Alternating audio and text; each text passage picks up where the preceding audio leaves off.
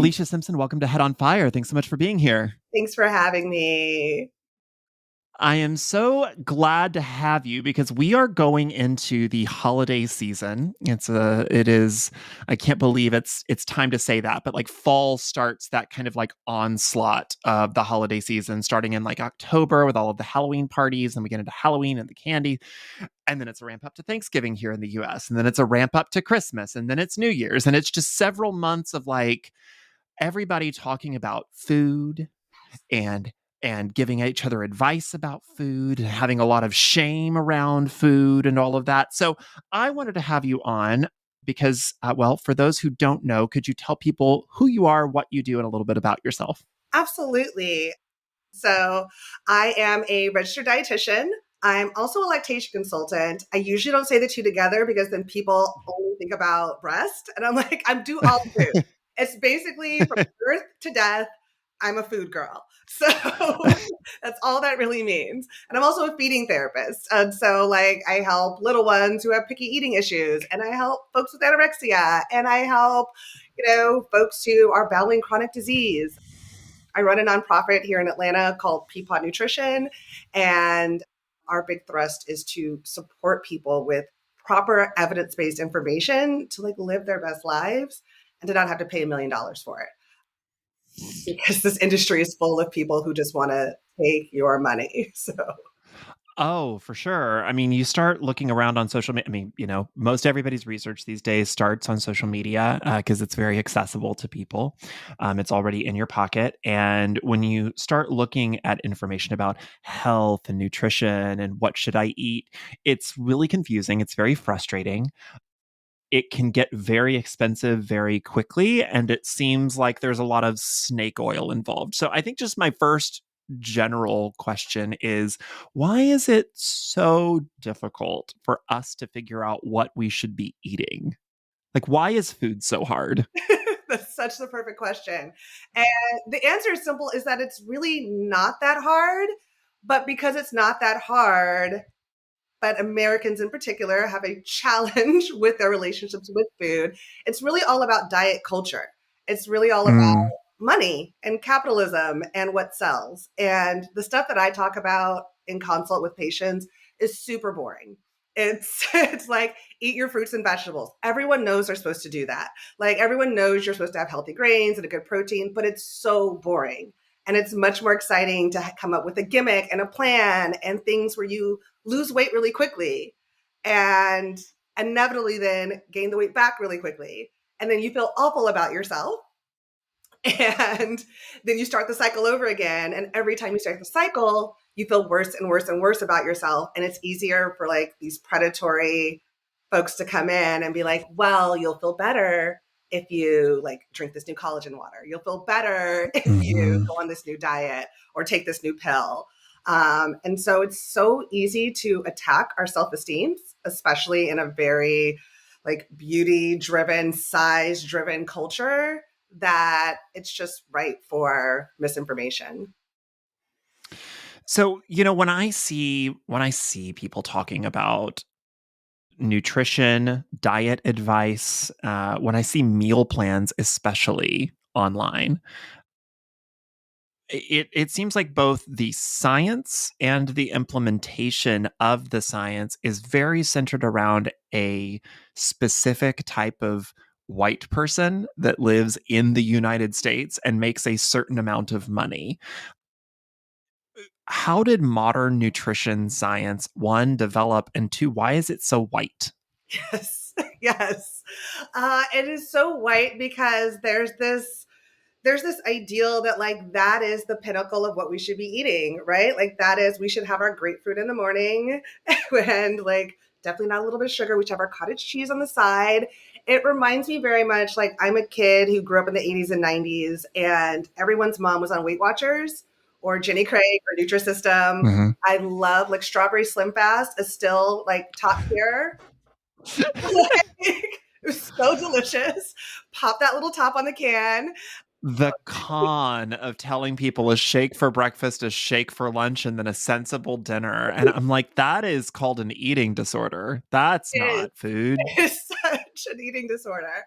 And That's, yeah. And so like we were all raised with folks who had eating disorders essentially. And so I think that's a big part of it. America has a struggle in general with the struggle against like dominant culture and any other culture. And through things like social media, I think a lot of us has learned, especially people of color, like, oh my gosh, most communities of color like have these same like staple things that we eat. And these are the things that are demonized, rice and there's the viral TikTok about our woman talking about plantains and how many calories are in plantains. And like every culture is Mm. like, stay away from, I have plantains in the fridge right now that I made last night. They are amazing. They were black and sweet and perfect. And I think that's what it comes from, is this rejection of like indigenous culture, is this rejection of anything that's not dominant culture. And that is no longer seen as like beautiful. Therefore, we don't want to eat those foods. We want to stay away from those things. And it does everyone. Oh, it's incredible because it's like, oh, on the one hand, modern American social media based diet advice is like stay away from rice because it's all carbs and starch, and you shouldn't be having carbs and starch. Meanwhile, the same diet nutrition people are like, oh, let me tell you about the secrets of the blue zones and all of these Asian cultures, Eat rice 3 times and they're a just day. like, well, I eat rice and I eat a lot of it, Yeah. and I live to 130, and It seems my body has been snatched my whole life. yeah. So, You see these documents like they're ripped, they're going underwater. They're yeah, I was in Thailand and like I eat pretty healthy. I grow my own food, all of that stuff. But seriously, eating like rice, veggies, lean protein, breakfast, lunch, and dinner, all of us on the trip were like, we're really healthy people, but this feels like my body feels great. Like mhm. everything just, it's also hot as all get out. But so we're just doing all the right things for our bodies, and everyone around us is also really healthy with very little resources, very, very little resources, and yet so healthy. I remember when I went to go visit, we went to go visit my husband's family down in Mexico a few years back, and I thought, my God, I must have gained 15 pounds in a week, and I ended up actually losing 5 Yes. pounds Yeah. that week because like I ate everything. I mean, I ate so much food, and it was the best food I've ever eaten in my whole life.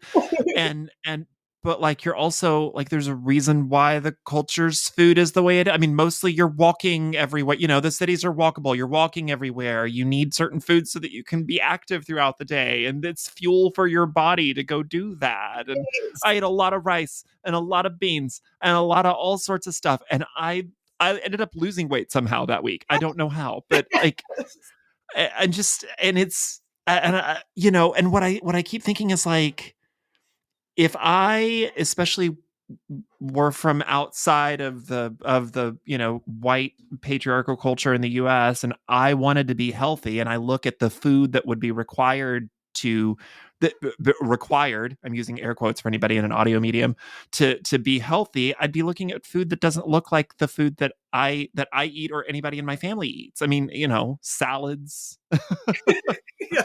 all of that. Do you find that kind of diet advice, that face of diet information and nutrition advice ostracizes certain groups from certain people from cultures who don't eat this way? Does it ostracize them from thinking, oh, I can never be healthy because we don't eat like that? Absolutely. Absolutely. I have people who come into my office, they're referred for a variety of reasons, and they're so hesitant to come in. They'll cancel their appointments and then say they're going to come and not come or don't fill out the forms. And they get in the office, and after we finish talking, they're like, oh, I thought you were going to take away everything. So last night I binged Mm. on all my favorite foods.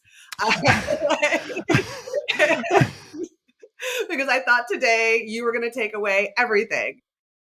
And I'll have people from like Nigeria who are like, well, I eat fufu, which is just Mhm. starch. And they're like, well, I need to manage my diabetes, but I was told I can't have any carbs. And this is a staple in my diet.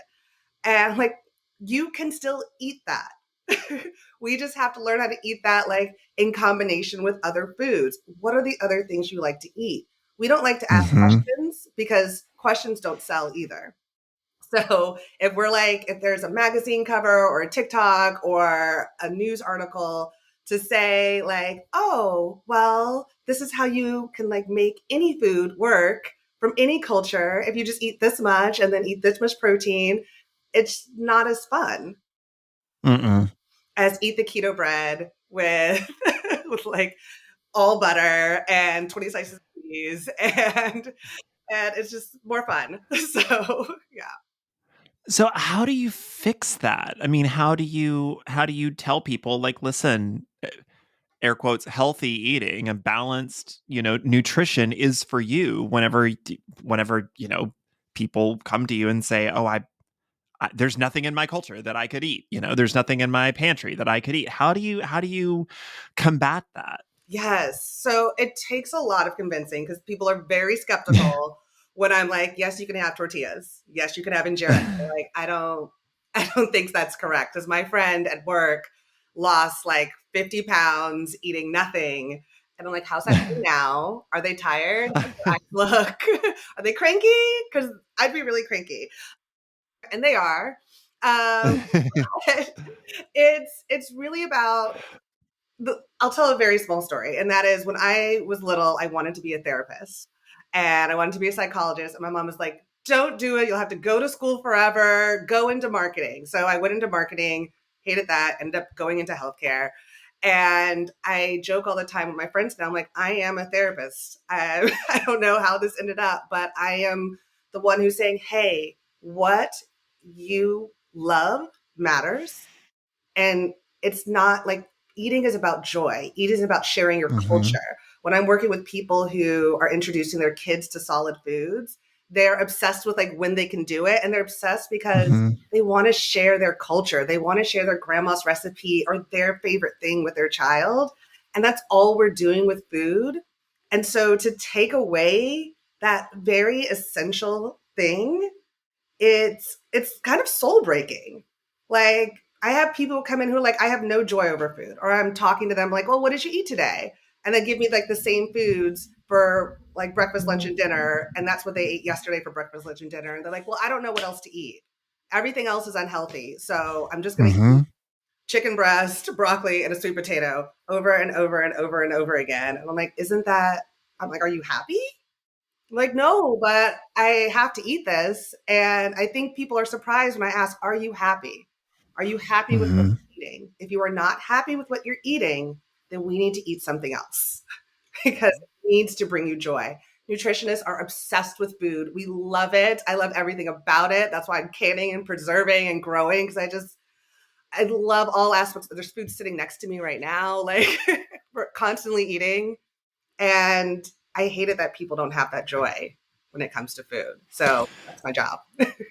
Can you speak to combating food shame? I mean, like I said, we are about to go into the holiday season. People are going to be going to parties. People are, but also when it's been a hard week, Yeah. and food is a comfort mechanism, is a coping mechanism for some people. I mean, I certainly, when it's a hard week, when I'm stressed, I certainly like to reach to something that makes me feel good, that tastes good, that reminds me of a time when I didn't feel bad. Yeah.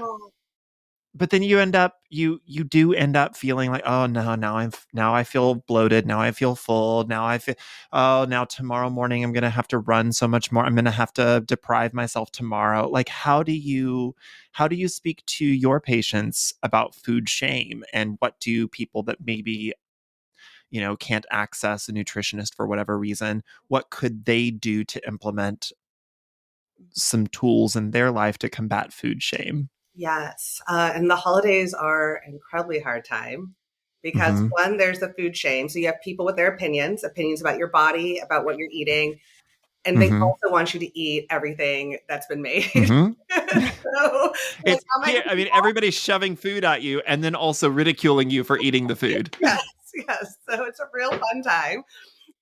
It's also a time where people, I'm like, why is everyone canceling? I'm like, you guys, I'm gonna let you eat the food. Come on, come back.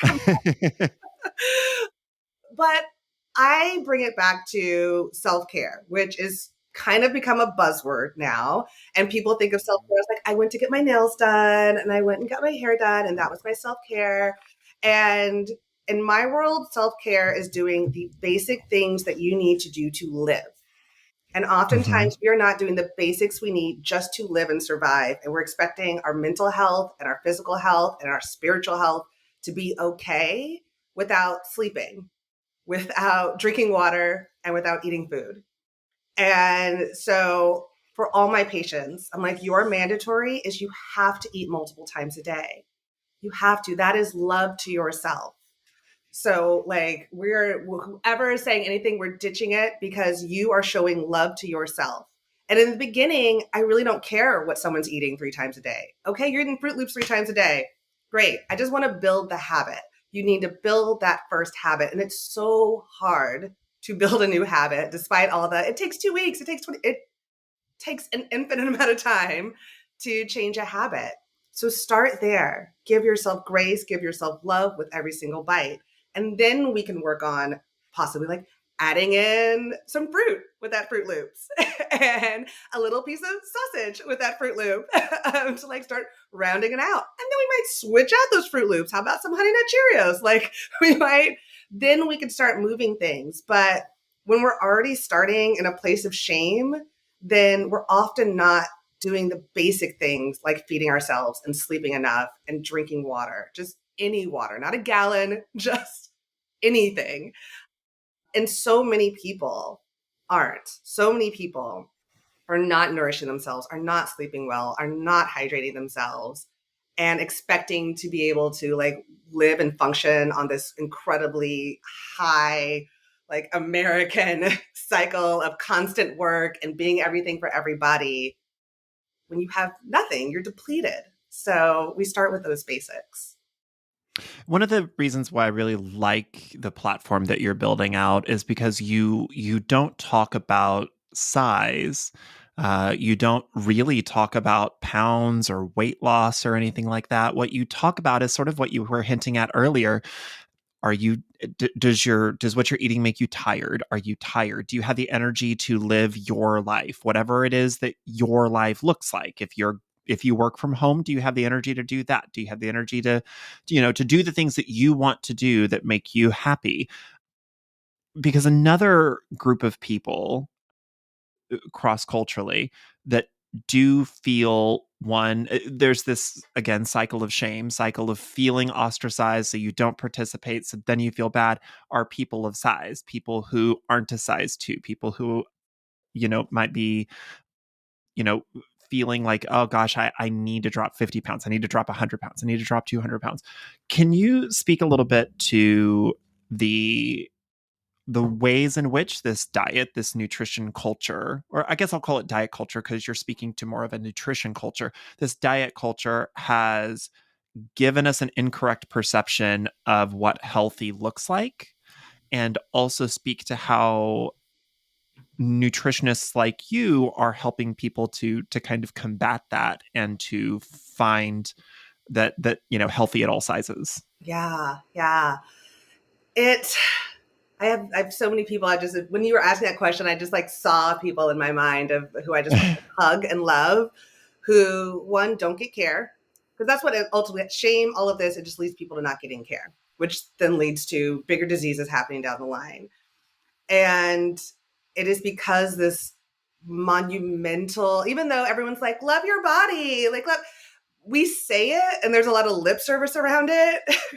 But like on a day to day, when you go to the grocery store, when you go to the, post office, when you people are looking at you sideways or not treating you like a human being and they don't know your life, they don't know your struggle.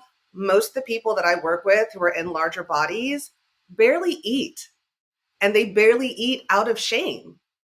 And the barely eating, when I explain to them, barely eating is actually going to make you gain more weight because your body is scared to let go of anything. They're like, oh, well, that makes sense too. And so when I'm telling someone who has a larger body and they're trying to battle different health conditions, and I'm telling them to eat more, they're like, this feels like witchcraft. I'm like, maybe it is. Let's try it. So try it, and it always works. But it's it's back to that therapist aspect again, kind of, where It's about that base loving yourself.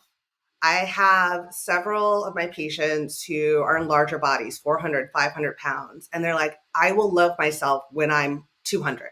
I will love myself when I'm 150. And the problem is, it's going to still be you. So you have to love yourself no matter what size you are, which is why I barely ever talk about size, because you have to love yourself. We have no choice. It's not a choice thing. You have to do it. Because if you don't love yourself, then you're not going to make good choices for yourself. You're not going to treat yourself with kindness. It's going to be so much easier to fall into that shame spiral. I eat a bowl of cereal, maybe two or three, at like 11 o'clock at night in my closet, just talking to my partner. And he was like, what you doing? I was like, don't worry about it. The next morning, I was like, oh my God, that was too much. We're going to start over. It's a new day. I'm not going to exercise more. I'm not going to drink more water. It's done is done. That was delicious. It was like some organic little cute. It's not the end of the world. And we start over. We just start a new day. We don't give up. We just keep going. And the way that we treat people makes them want to stop every time they make a mistake. And that is a cultural like disease, really, that we are shaming people so hard that the second they make any misstep, we're like, you're done. So it's not. But I also appreciate what you were talking about earlier, how, when somebody is in a larger body, they don't realize that eating more m- might actually be to their benefit, to their nutritional and health benefit. Are do you find yourself also counseling people that like your body, your particular body is, you know your best version, your healthiest version of your body is probably not going to look like somebody else's healthiest version of their body, et cetera, et cetera. I mean, I know kind of in the inverse, uh, author friend of mine was talking on her social media about body image and the fact that she's like, everybody thinks that I am this slim healthy person. I'm slim, but I'm probably the least healthy person you ever meet. I drink a bottle of wine by myself on the weekend. I eat like a goblin. I am very, very, I was in the hospital last winter for a heart condition. Like, I am incredibly unhealthy, but I'm slim, so people give me this credit of being this, I'm slim and I'm white. And so therefore I am conferred this idea of health. Whereas, gosh, some of the healthiest people that I know are in much larger bodies than mine. And they eat a lot better than I do, and they treat their bodies a whole lot better than I do. And so can you speak to that? Are you able to give folks that kind of comfort and that kind of advice as well? Like, listen, you're not gonna nutrition diet your way into a body that is then on the other side for you. Then it becomes an unhealthy thing. Yes, yes. And that is like another reason why I don't really talk about weight is because I used to have a lot of people come in and be like, oh, this is my goal weight. My goal weight, I'm 50 now, but I want to be 150. I'm like, have you ever been 150 pounds? How do we know that that's what's right for your body?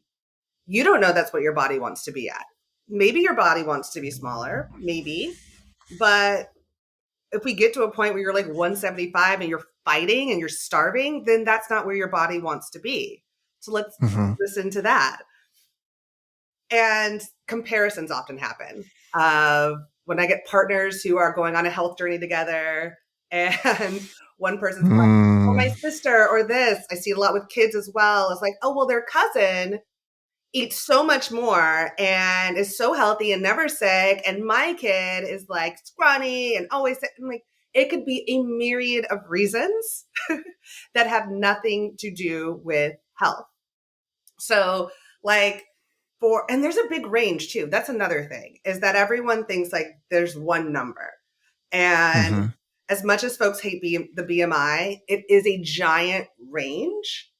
And I think like that's how we want to start thinking about health, is in this spectrum. Everything's a spectrum, and so is weight, and so is health.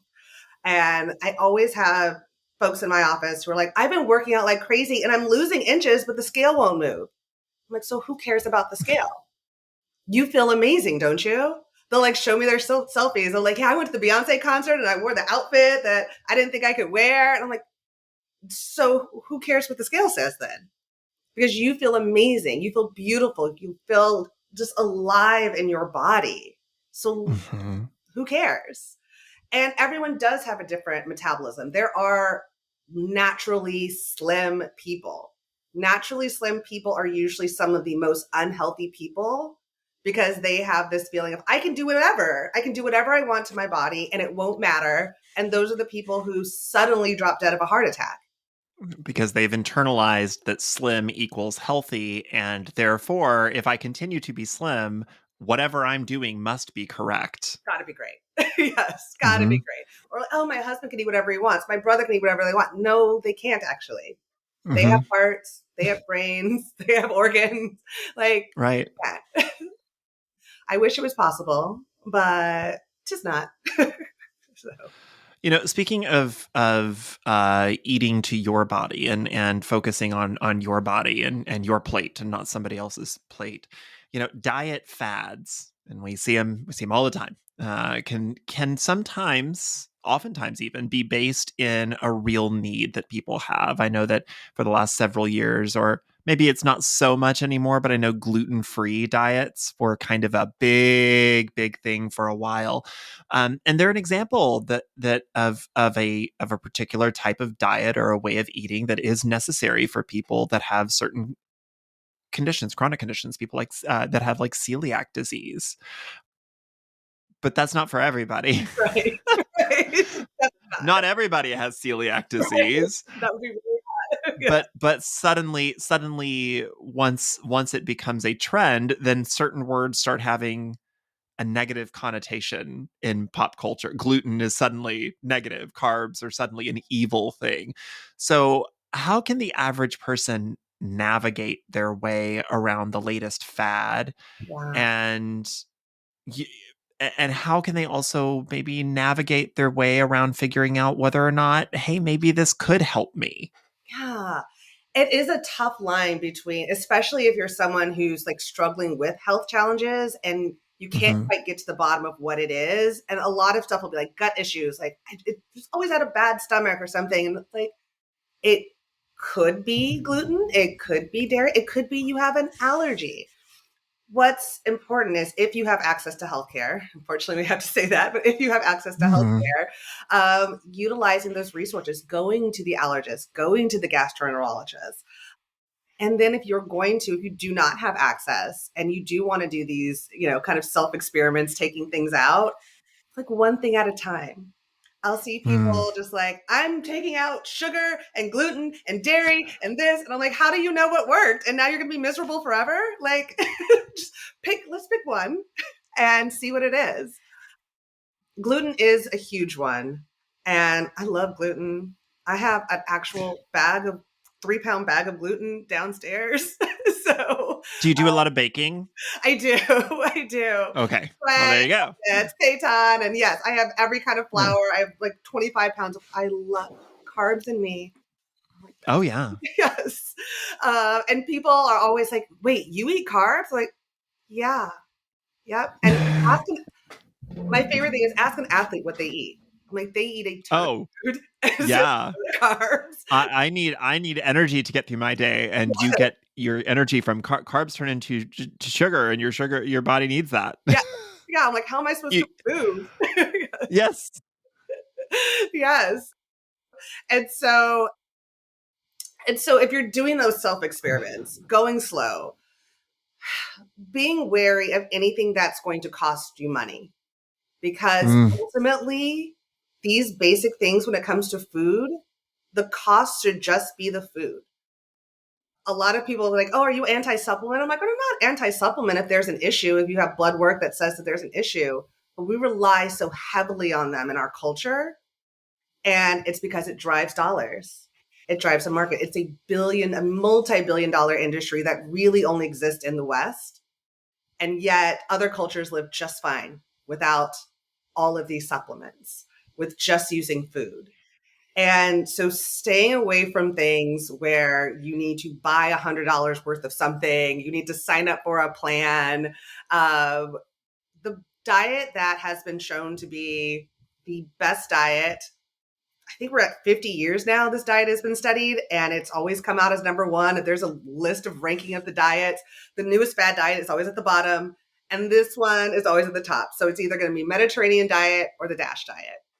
DASH diet is kind of complicated for the normal person, but a Mediterranean diet is just make sure most of your plate is veggies or fruit. Fruit is fine. The sugar in there is fine. Veggies or fruit. The rest is protein and carbs. That's it. It's so simple, but it's so darn boring that no one no one wants to do it. It's just like, this can't be right, because I've been told I need to count calories, and I've been told I need to watch my macros, and I've been told that I need to do all these other things. So the simple thing can't be right, because I got to eat for my blood type. I've got to do this. I got to do that. Like, or just eat what you like and make sure there's a lot of plants on that plate, and eat until your body says, I'm good. And oftentimes it's too learning that you're good, because a lot of people don't know how to recognize within themselves hunger or satiety or fullness. And that's a challenge that comes from very early on in life and how you were fed earlier. And also learning to listen to yourself. I'm like, wait, I actually think I am full, and I can save the rest of this for later and keep on enjoying this meal and not have to like stuff it all into myself right now. So there's a lot of like these little ways that aren't gimmicky, they aren't sexy, but they work. So Can I ask, could we go through maybe some of the words that are demonized, and maybe why, what their job is in your diet, like what they can do for you, maybe just so that people understand that, like, oh, that like carbs are not evil, I don't need to. So like things like carbs and fat and sugar and yada yada. So can I just go through like one at a time, just a few of like the big ones, and you tell me like what their job is in my diet? yes, So fat, what does fat do for us? I'm so glad you started with fat. It's my favorite one. I have a big 2 pound thing of fat and I love it. So fat is my absolute favorite, because people think of fat as something that just like as a blob that's in your body, and it's active. It is living. It creates estrogen. It's a huge source of estrogen outside of ovaries. And so for those with larger bodies, and they're like, oh, when I lost weight, like my breasts went down, or like, yeah, it was estrogen, it was extra circulating, but it's alive, and it's there to help store in times of need. And so fat also does not, we can't control fat. We can't tell it where to Mm. go. That is genetic. Your body is already predisposed to where that fat is going to go. So you cannot control where it gains and where you lose it. I wish I could, because it's always my butt, and I'm like, heck So yeah. you mean all of those little waist slimmer trimmer things, no matter all the little all the wraps and stuff, I can't force the fat to leave a certain part of my body? Oh, I'll be in hot yoga and it's like 98 degrees with 70% humidity, and someone's wrapped themselves up, and I'm like, I can't breathe, and I am half naked. I don't know how this is possible. But all that's doing is shifting your organs. It's like old school corsets where you like saw those diagrams Mhm. of women's like stomach over here and their hearts, like you're just shifting your organs around, but you're not moving the fat. The fat is going to go where it goes, where it's going to go. And it's important. It's essential. Your heart eats, quote unquote, eats fat. So Mm. without fat, your heart does not have the nourishment it needs, which is also why like we can have things like high cholesterol, because all fat's going to go there. So bad fat and good fat will stick and nourish or malnourish the heart. But what does fat in our diet do for us for the food? Like, I'm specifically thinking of like fat soluble vitamins and stuff Oh, that you aren't. So yes. I know that there are people that will like eat a salad and be like, oh, but I can't have any of the dressing, and it's like, well, but then the stuff that you're eating the salad for, you're not getting Right. And because it's you don't also have any fat. delicious. Like I'm like, and also tasty. Unless you like, I just read Cicely Tyson's memoir. She loves a salad with no dressing. You know, if you love it, Great. But, but yeah, important nutrients. So A, vitamin E, vitamin D, which we get from the sun, vitamin K, especially in a salad. Leafy greens are really high in vitamin K, which our gut also makes. So if you have good gut health, your gut is also making vitamin K. And you do need fat. These things live in fat. And if you don't have it, where are they supposed to live? How can they be absorbed? They're just going to leave your body. And also satiety. That's where our fullness comes from, is fat. So oftentimes people are eating a meal that's just one component and they're like, oh, well, I didn't get full. Well, because you were just eating like just spaghetti. And if it's just Mhm. spaghetti with meatballs, or not even with meatballs, just with marinara sauce, then that's not enough. You need something extra, additional to fill you up. And that will keep you from eating like a giant bowl of spaghetti if you have the salad with a really good dressing, like Caesar, like put it on there. My dressings, I'm just pouring oil like this. It's just going and going and going until the ancestors tell me to stop, and I'm like, all right, this is it. So I love my fat. Okay, I want to talk about every gay man's enemy, carbs. Carbs. What are carbs? Why are they demonized? What do they do for us? Yes. So I'll start with why they're demonized. And they're demonized because we don't have good relationships with them. Like we're saying, we I know, I don't. yes, like like we can't blame the carb because we have a bad relationship with it. Like we're like, oh, rice, you're bad. It's like, no, the rice is fine. It's fine. It's just we have this relationship where it's feast or famine with them, and we Mm. often binge. And that's because our brain needs carbs for fuel. Our brain only uses sugar for fuel. And so anytime, that's why I always start off with the base of being nourished enough, because if you're not nourished enough, then your brain's going to scream at you for carbs. It does not want a roasted sweet potato when it's screaming. It wants an Oreo. Like, so that is a challenge too, because we're not nourished. So our body screams at us for things that we probably don't need at that moment. But as we were talking about, like athletes, it's essential for energy, and it's stored in many places in the body. If you have too much, then it goes for storage for later as fat, but it lives in our muscle as glycogen. And that's what you need for like quick power. And it's so Mhm. important for mental health.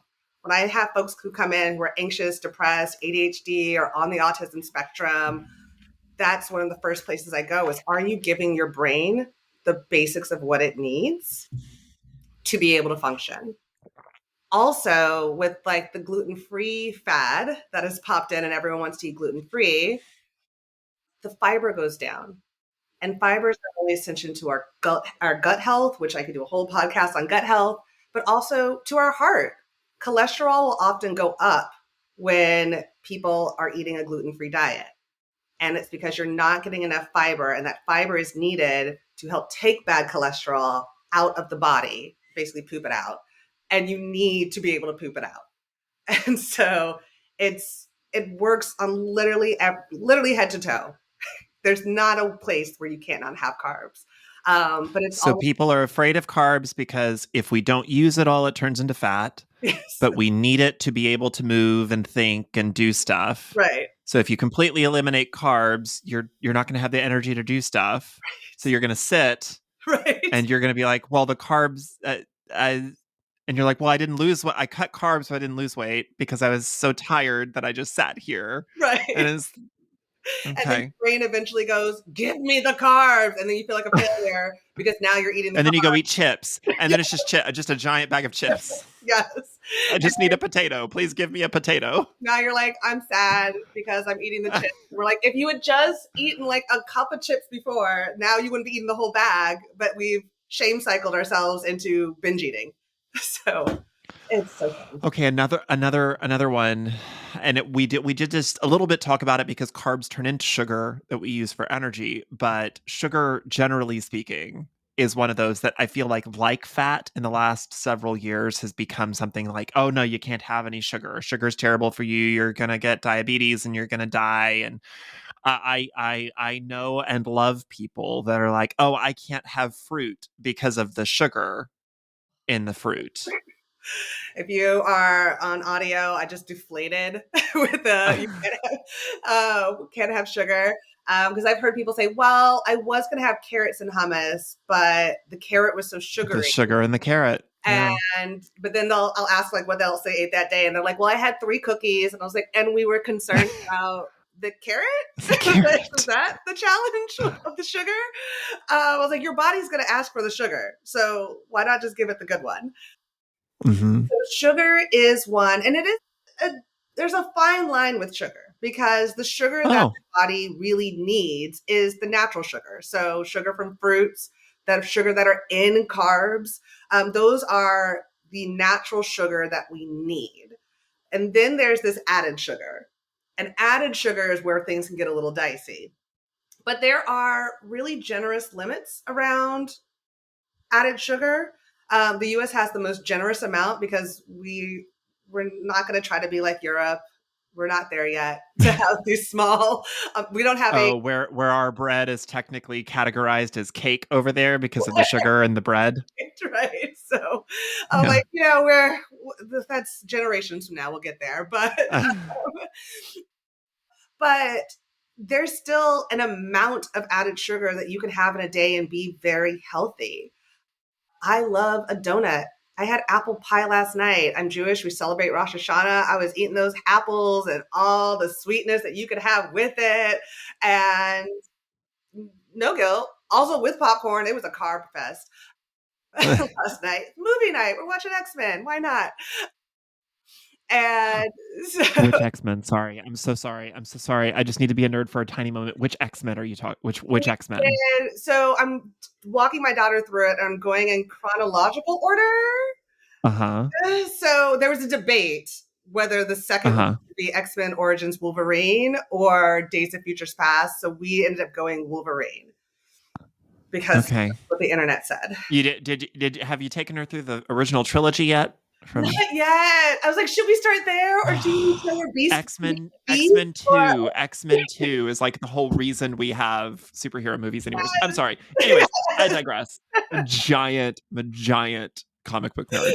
Like, the I studies that we apologize. did to be like, Okay, so I do have questions that so you said that there's like good sugar and bad sugar, and I hear that all the time. Like there's good carbs and bad carbs and good fats and bad fats. But like so many of us like don't think in the like all we hear is like, okay, well, but also, it seems like all of my favorite things have all the bad stuff in them, so I can't eat that. Like, like well, I can't have sugars or I can't have an Oreo because well, it's got all the bad fats and the right. bad sugar and the bad something. So like what one is there actually something, I mean, like calling it a bad sugar or a bad fat or a bad carb Yeah. immediately like puts the word bad and carb next to Yeah. each other. Yes. And then we start internalizing that these things are bad, Yes. generally speaking. Yeah. But if we ate none of them, we would be eating nothing ever. Right. Right. So, what I don't know, what is a bad carb? What is a bad fat? And are they always bad? And how do we know? And Yeah. what do we do about it? So in school a million years ago, the language we were told was it's a sometimes food. So, Okay. and I still will use that language. I'm like, they're sometimes foods. They're not everyday foods, but they're sometimes foods. And when we have the sometimes foods, like make it an event. So yesterday was Rosh Hashanah, so it was a pretty big event. We had ice cream and we had apple pie. But you make it an event and you go places and you love you love what you're doing. We don't do it mindlessly. I think that a sugar or a carb or a fat becomes bad when it's mindless, when there's just no Mm, thought put into it, and when we are just we're trying to feed something else, but not truly our bodies. And so that's when something becomes bad. But when it's mindful, when you are doing it in community, doing it mm. alone is automatically like if we're just eating a pack of Oreos by ourselves, then that's probably bad, but not just because it's bad for your body, but like where are we spiritually? Where are we mentally? Like, did we actually need community in that moment? And we reach for something else. So it's not the food that's bad. It's really the habit around it and the culture around it that makes it bad. There are things that we want to limit. So, like trans fats are something that we want to limit. Trans fats are a 100% man-made fat. That is what the cream and Mm. Oreos is made out of, is trans fat, like 100% trans fat. Oh, well, then I love trans I fats. know, you're like trans Those are great. Good job, humans. fat. Excellent. Yes. Excellent Yeah. job. Like solid choice chef kiss. Yes. But that is like, that's what makes it. And but there's this, you could still have some, like it's not a none. My dad has the most self-control of anyone I've ever known. He will literally just eat his 2 Oreos because that's the serving size, and just like put that I'm package. sorry. Wait, sorry. Can we just go back? The serving size for Oreos is 2? It's two. Um, It's 2 individual cookies or 2 sleeves? just one and two. So if you open it No. up and you really savor it. I know. For those of you who can't see, I think I broke up. I'm not I think I I'm not even going to begin to tell you how many times we've brought home a bag of double stuffed Oreos and just between the two of us just opened it up and just eaten it those with a movie and a garnish big with glass of trans milk. fat. I just like the middle. I'm just like, Just the whole thing. Just I Yes. mean, you break those down, you add butter to it, you make a crust, you put a pie on top of it. Like, oh no, and the serving size is 2. It's two. It's really Oh god. That's like when I get like a drink and it's like, "Oh, the drink is 140 calories." And it's like, "Well, that's not great, but it's a sometimes, I don't always drink a soda." But then you realize, "Oh, there's 7 servings in this can. yes. Yeah. Oh, I'm supposed to just take a sip." You're like, oh, that was for me. Got Oh, whoops. it. Got it. Got it.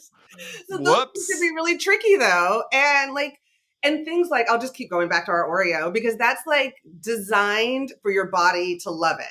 And that's also a Uh-huh. challenge because food scientists, like, the body is pretty simple. So we know how to like hack it to make you want to eat it.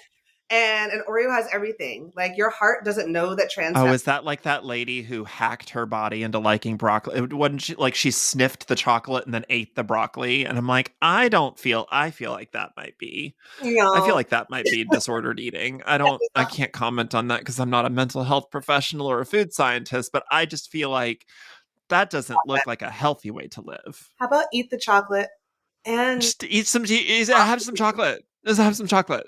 like please eat So, the chocolate.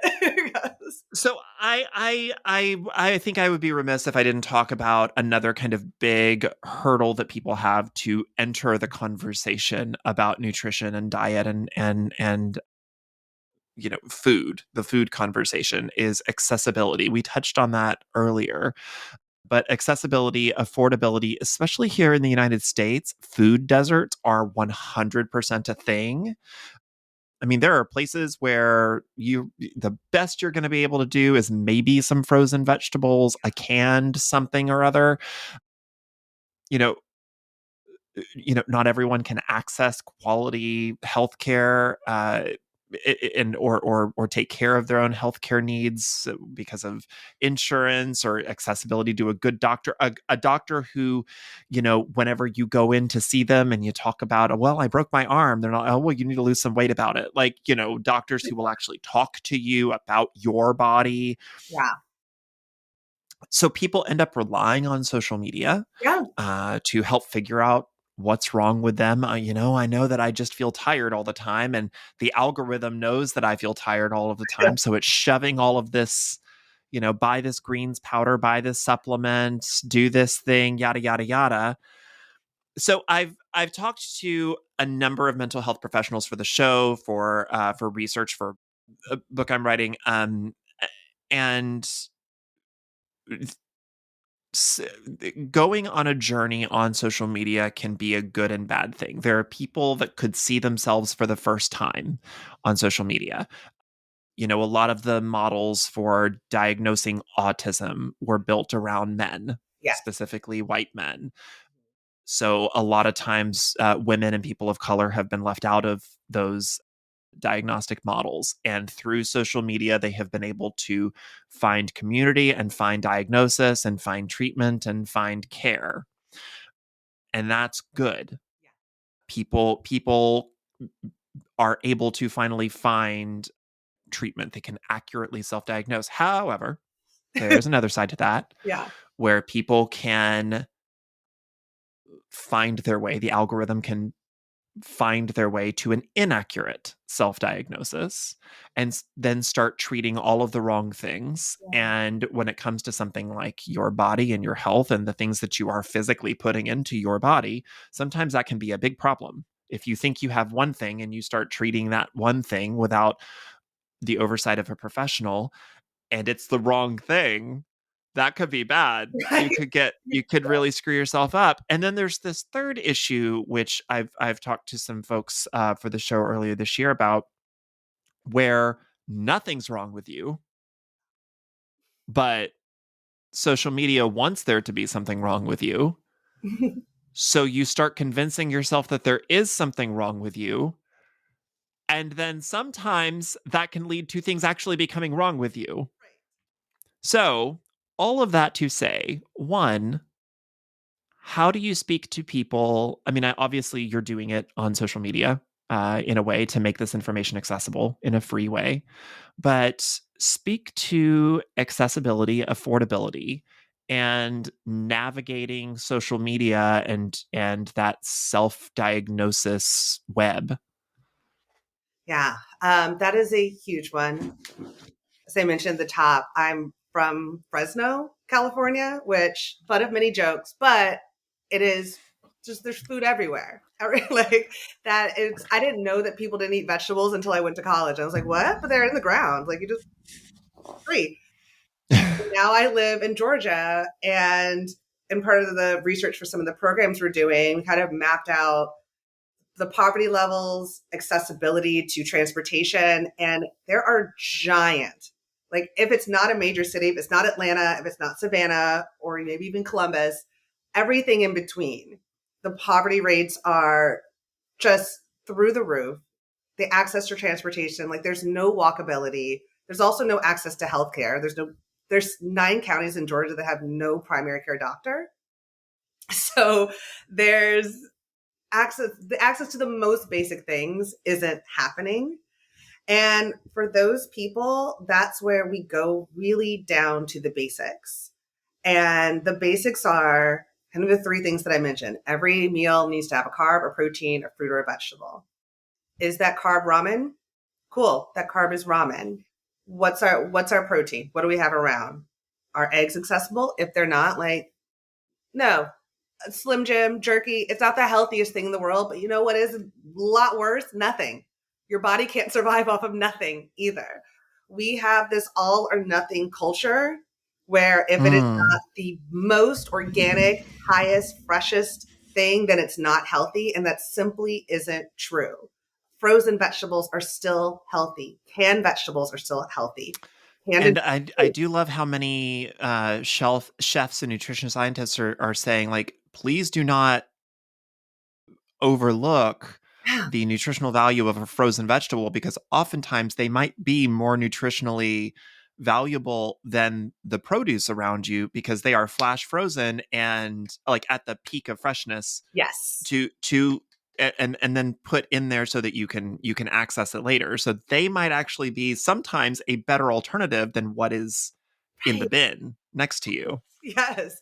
And like uh I had someone ask me, they're like, how do I keep my vegetables fresh? How do I keep them from not going bad so quickly? And I was like, well, you got to eat them. And if you're not going to eat them, you gotta freeze them. Like I was like, there's no magical way. You just I have so many freezers.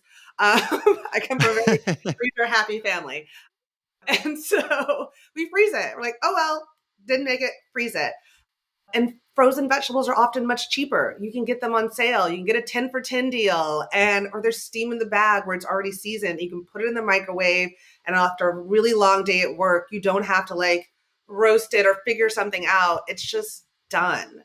And those are beyond okay. they are good and healthy options. And just because it doesn't say organic or doesn't have the new fancy brand on it or doesn't have a million buzzwords doesn't mean that it's not good for you. Not having it would be the thing that would hurt you, not having. So, and then, oh, I forgot the second part now of the question.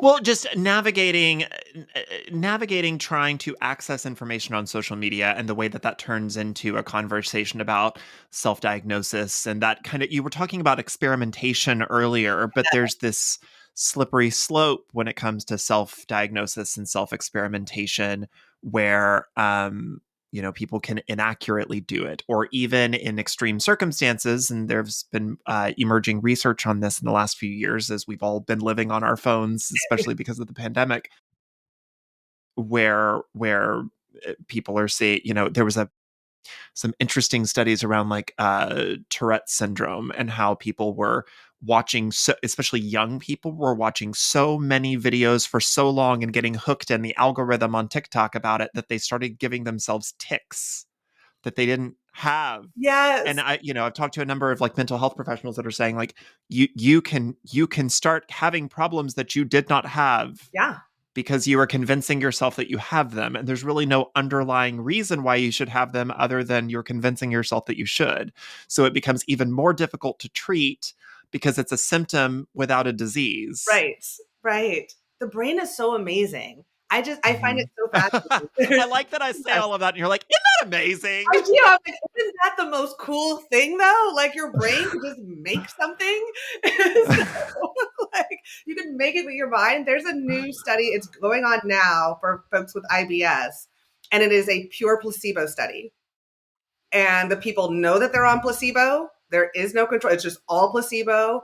And they're finding like within 2 weeks, people are still feeling better even though they know it's a placebo. It's just that ritual of taking the pill The ritual of taking something. over, and your brain just goes, oh, it's going to start working. It's going to start. So the brain is just so cool. It'll make it up. And it's like, fine, you can heal yourself or hurt yourself.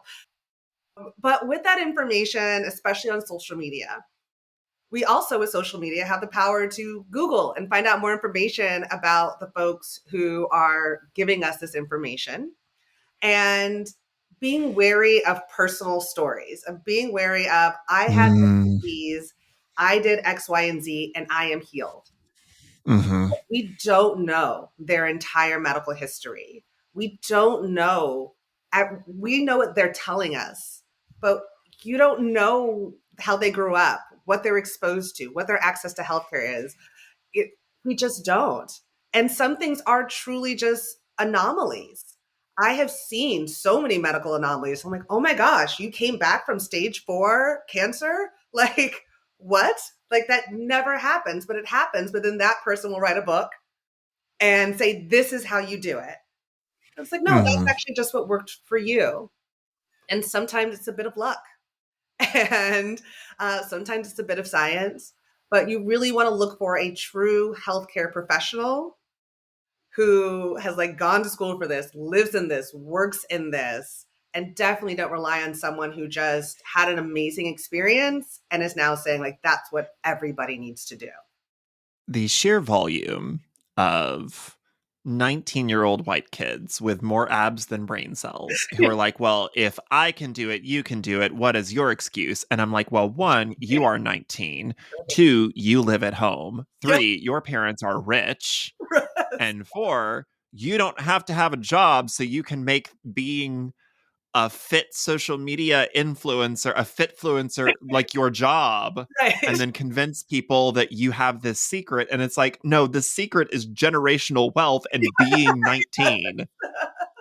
It is wealth Like, privilege. It works every there's, time. It's always worked. yeah, Yeah. it's not a secret. You look like that because you're 19 and you've been rich your whole life and you can spend 5 hours in the gym and you have access to the best foods. Like, this is not a secret. Right.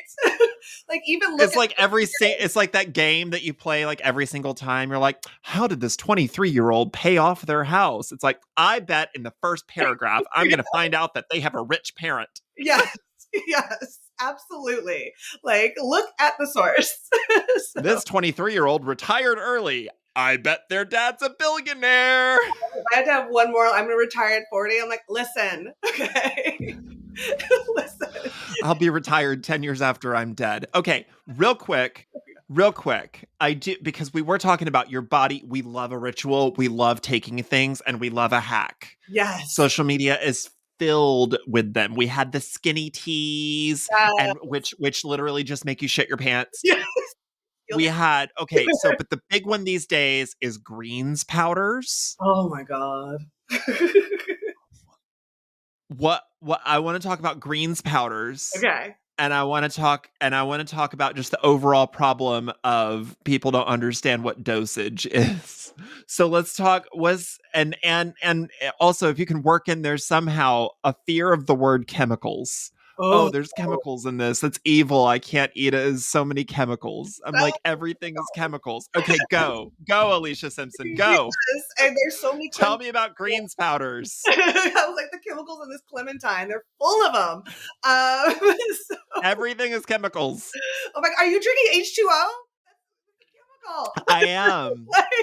Like, I am drinking dihydrogen monoxide, let me tell you. oh my I God. know. So, So scary.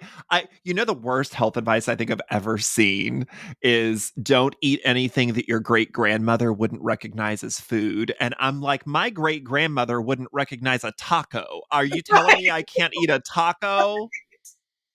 you have no idea what that is. Like, what are you talking about? My great grandmother wouldn't. I wouldn't be able to eat sushi. Like, what are you talking? That is such stupid advice. I mean, it's the worst. Don't eat anything you can't pronounce. I'm like, okay, then I guess I shouldn't eat most German food. I can't pronounce.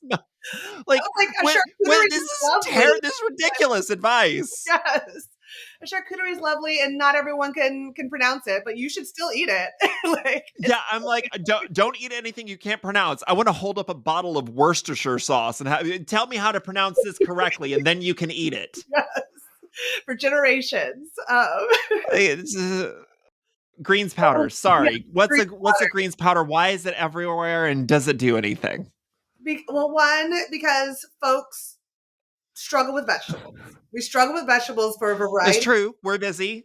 And all of our parents just boiled broccoli to death and served us wilted, nasty broccoli. The worst, just waterlogged. Like, it's kind of like how Brussels sprouts has made this resurgence where everyone's like, I love Brussels sprouts. Well, we were making them. Okay, but Brussels sprouts do taste it. I saw that on NPR or heard it on NPR. Brussels sprouts do taste different, and so do blueberries. Yes. They taste different than when we were kids because they bred out, like, Brussels sprouts used to have that bitter taste. Yes. And blueberries used to be much more sour. And they selectively, and that's the other thing. People are afraid of chemicals and they're also afraid of GMO. And I'm like, okay, but you like the fact that Brussels sprouts aren't bitter and you like the fact that blueberries are sweet now. And that's technically genetic modification because you're selecting which strains of these things to continue breeding. Which is just kind of a higher natural selection. Stop being afraid of words. I grew up a tomato watermelon because they were next to each other. So is that it's really cool. What? Did you take photos of this? I was afraid to eat it. It was years ago and I cut it open. It's on some reel somewhere. But that's. Oh, I need to see this. But nature did it and it's genetically modified. I'm never going to recreate it, but I could have recreated it if I just took the seeds out and planted it again. But no one wants that. Hopefully, maybe. But with the greens powder, it really is that people don't know how to cook their vegetables. They're not getting enough, but they know that they need to get them. There's still this inherent knowledge of, I know this is important for me, but it's impossible because our culture has told us, advertising has told us, it's impossible to get enough. And it really isn't. A cup of lettuce, and it doesn't have to be kale. It doesn't is it green? Fantastic. It has everything you need. Eat it. It's fine. And it won't cost you $30. You can get it for and depending on the season, you can get kale for $1 and a leaf. And do you not like the way it tastes? You can add dressing to it. You could add cheese to it. You could add nuts to it. You could add other vegetables or fruits to it. Yes, you can do whatever you want with it. You can have a broccoli salad. Just put it in your body. Beds and you can do it. It's fine. In fact, I need to make a broccoli salad. That was a good reminder. So I have all these cranberries. I need to use them. But it's so simple and it's so cheap, but cheap and simple doesn't sell. And it is one too, if you didn't grow up eating vegetables, I have so many folks that I work with, especially those who come from more economically disadvantaged communities where like string beans or green beans were the only vegetable that they were ever exposed to, if any. I had a 21-year-old who was pregnant and never had eaten a vegetable. Like no Mm. exaggeration, like just had never, and that's not their fault.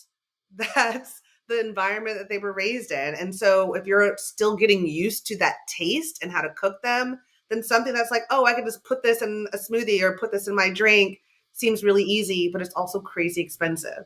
And it's so much easier to try to get a little vegetable tray and figure it out. And this is another beautiful thing about social media and the internet is you can go look up a recipe of how to cook this thing and get all the ratings and then like scroll through all of them and like, okay, they said that that's not enough salt, so I'm gonna add more. And they said I need more oil, so I'm gonna do that. It's experimentation. It takes time. It's not quick.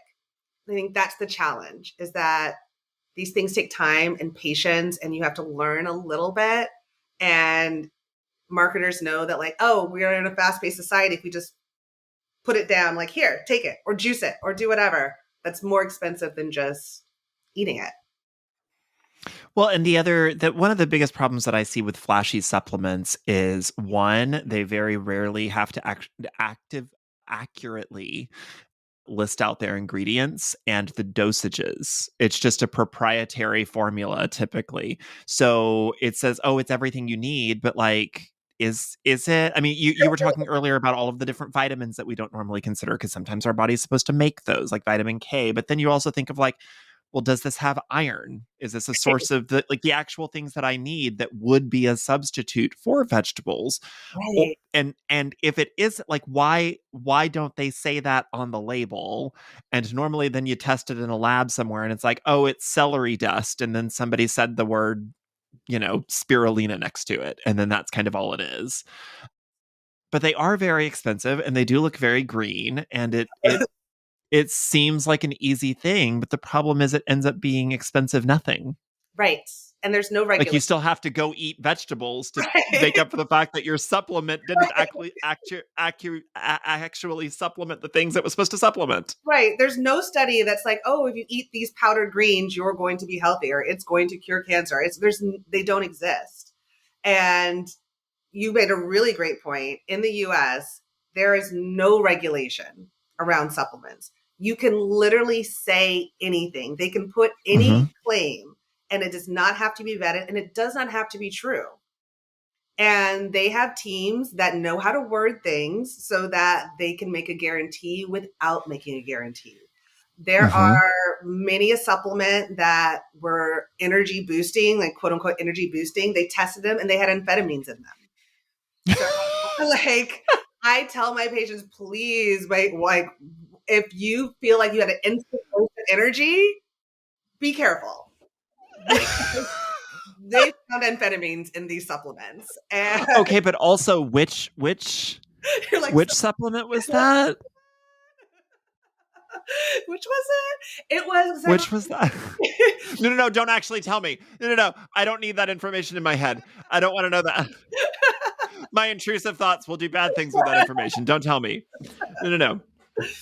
um, No, but I like that you bring that up because you of course are 100% correct. Supplements, all those weird fit teas, all of that, the reason why they are so ubiquitous and so easy to sell is because it seems like, I mean, it's snake oil. It seems like it is a fix all, a cure all. If you drink this, you'll be skinnier and healthier and have more energy and yada yada yada. But then it's like, why? And it's like, because we said so. But then hmm, they don't tell you what's in it. They don't tell you how much is in it. right. They don't actually tell you what it's supposed to be doing to you. Yes. That which leads me into a quick conversation that I want to have with you about dosage, because this works in one of two ways. One, like we were kind of joking earlier about the fear of chemicals. One, people will hear, oh, you can't eat this food because it has a cancer causing chemical in it. And what the rest of that, oh, I saw a headline, Mhm. blah blah blah, contains a chemical which has been linked to causes of cancer. And what people don't connect is, yeah, well, I would have to eat 1,000 of those a day every day for the next 5 years to get there. But Right. the opposite is also true, where it's like, oh, red wine is a really great example. I would, oh gosh, a glass of red wine has resveratrol in it. I just happen to know this one off the top of my head. And resveratrol is linked to all of these great things for your heart and all this other stuff. Yeah, but you would also have to drink like 1,000 glasses of red wine Right. to get enough resveratrol Right. for it to actually do anything. And then the rest of your body So, is really unhappy. So, right. yes. So can we talk a little bit about dosage and the playing of like the fear of certain kinds of chemicals, and then the halo effect around other chemicals, and the fact that dosage is the missing component in those conversations? Big time. So we were talking about kind of like what's naturally in a food. So arsenic is one that's come up a lot. Like, well, it's in rice. Mm. It's also there's also Arsenic's the big one. It's like, oh, that has arsenic in it. I'm like, do you have any idea how much you have to eat? I know you have to eat so much. But all plants, all living things have to have something to protect themselves from being eaten into extinction. And so, Mm. yes, you would literally have to eat a field of rice every single day. You'd have to try to put it extinct. It would make you extinct, but it'd be like it's this game, right? So, like apple seeds, like if you have a dog, you look up, can my dog eat apples? You'll see, oh, they can eat the apple, but not the seed because the seed has cyanide. Well, that's to protect the future of that apple. You can eat the apple all day, but it just wants to protect its seed. That's all. It just wants to ensure that it can survive. So every plant has that, and you'd have to eat so. And even if you gave your dog the seed, please don't give your dog the seed. But if you did, they probably would be okay. Like they're not eating a ton, but we're just taking the precautions. And so that's really important to remember that exists in everything. The challenge is when we get to synthetics. So when we things like supplements again. So iron supplements are a big one where people will just pop iron supplements. They're like, I need energy. Do we get down to why you need energy? Like, have you been sleeping? Like, what's going on? Are you stressed? Is there another reason? But iron is incredibly beneficial to the body. You must have it, but you can easily have too much. And it becomes Mm. what we call a pro-oxidant. So everyone knows about antioxidants, like they kill cancer, they kill all the bad things, the free radicals, and pro-oxidants do the opposite. And iron is one where it is helpful until you do too much. And too much is very hard to do from food and very easy to do in supplements. And a Mm. lot of our food is supplemented. So like most cereals that have like 100% of all the things, if you look on the ingredients, it's just all supplements. It's all added Mm. vitamins. And so that is like a multivitamin, and you're taking your multi and you're taking an extra. It's too much. And there are study upon study upon study of how harmful like constantly taking these supplements are. We have these great now like generations long studies where they followed hundreds of thousands of people. I'm like, oh, this was a problem. Turns out getting too much of these little trace minerals that are super easy to get, like copper and selenium, if you're constantly supplementing, that's actually dangerous. But no one's thinking about selenium. I guarantee no one's like, I wonder how much copper I'm getting. What about that? Like everyone's thinking about magnesium or calcium, but they don't think about these little things. And they can Mhm. be incredibly harmful. Vitamin C is another one where very, very helpful, very wonderful for the body. It's supplemental. We're taking these big supplemental doses. It can affect hormone function.